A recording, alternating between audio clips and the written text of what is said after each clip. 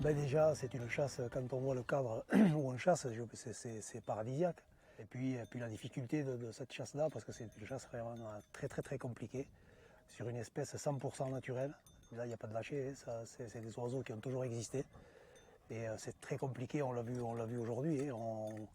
On finit la journée avec 7 ou 8 heures de marche, on a dû faire pas moins de 20 km.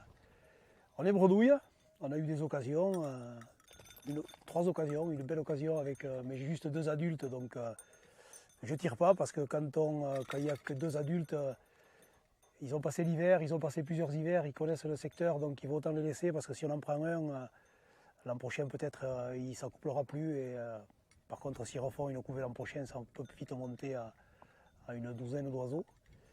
Puis après, on a levé 4-5 oiseaux qui se sont dérobés devant les chiens, qui sont partis de l'autre côté. Et on en a recoincé un autre, mais bon, c'était sur la commune d'à côté, donc bon, on n'a pas le droit de chasse, donc on ne tire pas.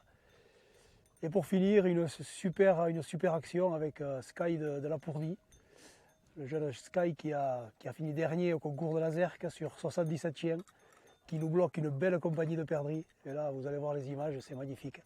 Et je les manque comme un débutant. Voilà, c'est la chasse à la perdrix, c'est comme ça. Et je vais revenir samedi parce qu'il faut que je revienne. Tant que j'aurai un souffle de vie, je monterai dans ces montagnes pour essayer d'avoir ces émotions. Et j'ai chassé pas mal d'espèces, mais la seule qui m'a donné autant d'émotions, c'est la chasse quand même à la perdrix.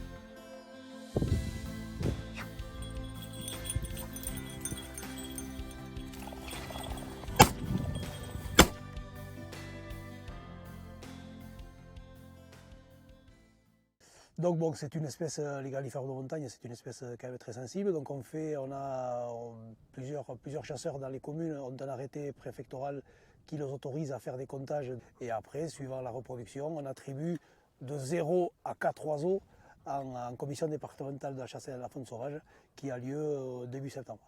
Donc voilà, c'est de 0 à 4. Cette année, on avait une très bonne reproduction. Ça fait 2-3 ans qu'on a ce même phénomène, parce que les hivers sont de moins en moins rigoureux. Et puis les oiseaux, quand ils restent dans ces montagnes, ils sont sauvés. Par contre, quand il y a beaucoup de neige, ils sont obligés de descendre en lisière de bois, et là ils sont vulnérables avec les martres, les renards et puis tous les rapaces qui les prédatent. Donc là, ça fait plusieurs années, avec le réchauffement climatique, qu'on a moins de conditions météorologiques défavorables pour la perdrix. Voilà. Comparé aux grands tétras ou aux lagopèdes qui, eux, devraient avoir beaucoup de neige, eux, s'ils peuvent s'en passer de la neige, c'est très bien. Comme ça, ils ne bougent pas, ils n'ont pas beaucoup de kilomètres à faire pour passer l'hiver, ils restent là. Et puis l'année d'après, quand le printemps est bon et que la reproduction est bonne, il faut savoir qu'une poule pond entre 12 et 14 œufs. Donc même s'il y a un peu de casse, on se retrouve avec des compagnies à pas loin d'une quinzaine d'oiseaux, et le stock se refait automatiquement.